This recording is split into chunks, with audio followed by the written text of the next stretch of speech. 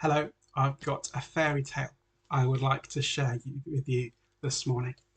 And if you are sitting comfortably, then I will begin. Once upon a time, there was a wise and powerful king who ruled his kingdom with love and justice. His subjects loved him because his laws were good.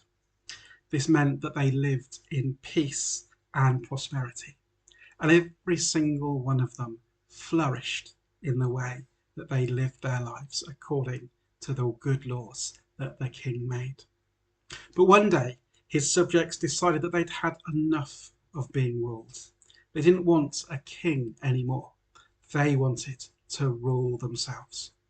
So they stormed the royal palace and they started looting everything.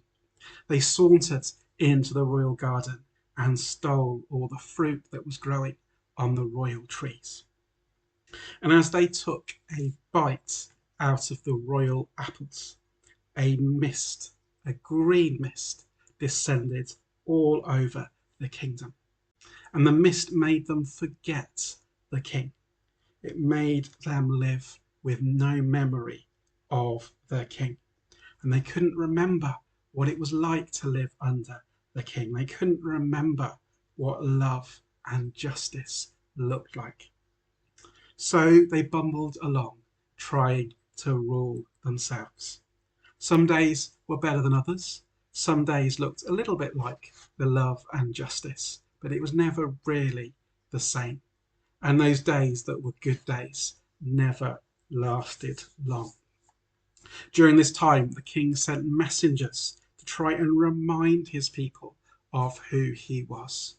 But the people wouldn't listen to the messengers that the king sent. Until eventually the king said, "Enough is enough." And he walked out of his castle where he'd been staying, right into the middle of the kingdom. He walked into the market square where his subjects were going about their day-to-day business. And he showed them what a good life of love and justice looked like. And he taught them how they should live. But they didn't like it. They seized him and they put him on the gallows with a noose around his neck. And as he hung there, dying in the gallows, everything went dark. And as he took his final breath, something amazing happened. The green mist, which had been hanging over the whole land, suddenly came together and rushed out of the air into the mouth of the king as he died.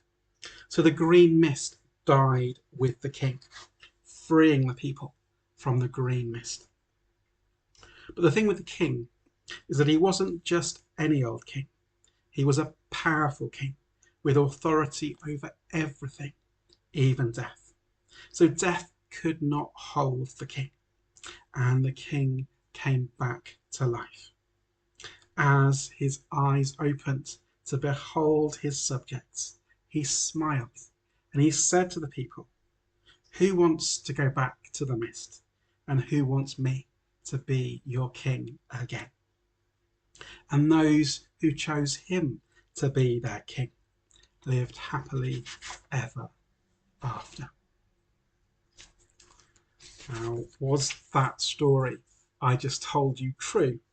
Well, yes and no. No, it wasn't true in the sense that there wasn't a kingdom with a market square and a gallows that was covered in a green mist that was dispensed by the death of their king.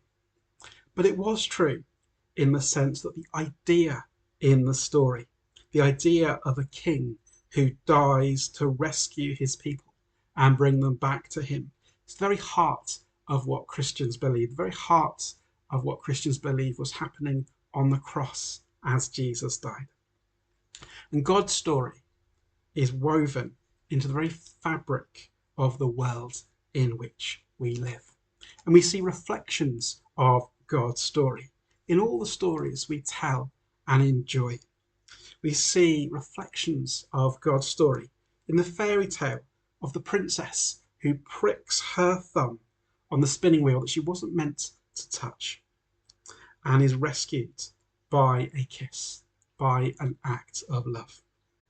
We see it reflected in the big battles in space we see on movie screens between good and evil, where ultimately good wins through an act of self-sacrifice.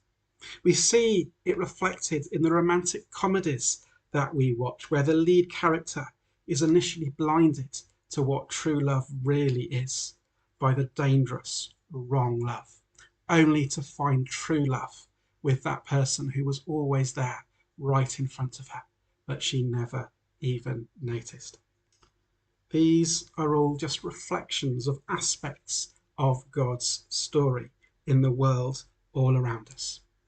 But it's also reflected not just on those big worldwide events, those big international movies and stories, but also in smaller ways in our own day-to-day lives. But what is your story? And more importantly, how does your story reflect his story?